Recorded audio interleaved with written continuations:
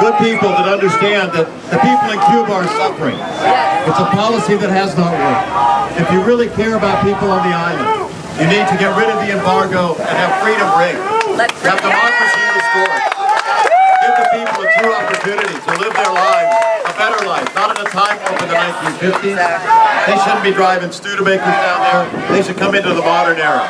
That's what going forward is all about. On education, Omar talked about it. It's so important. It's muy importante. The education for our young people. We need to invest in them, invest in our teachers. Make sure we're doing what's right so that they have a very bright future. That's what this is all about. And our university. Rick Scott gets into office and what does he do? He whacks education by $1.3 billion.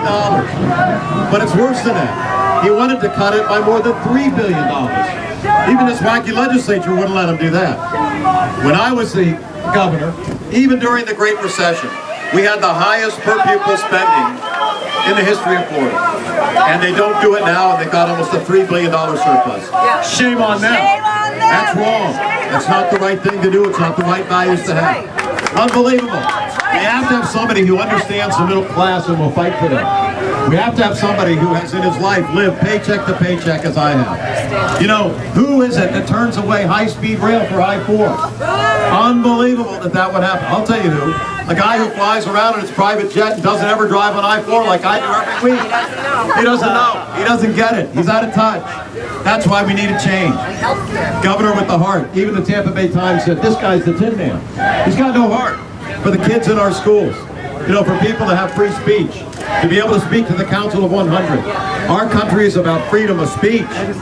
Shame on them for trying to block that. What are they about censorship for? What are they afraid to hear? The truth?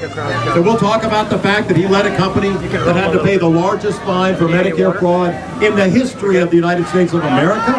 What kind of leader is that? Unethical. That's what that is. We deserve to have somebody who has some integrity, who has ethics, who our children and our grandchildren can be proud of. That's what we deserve to have in the governor's mansion.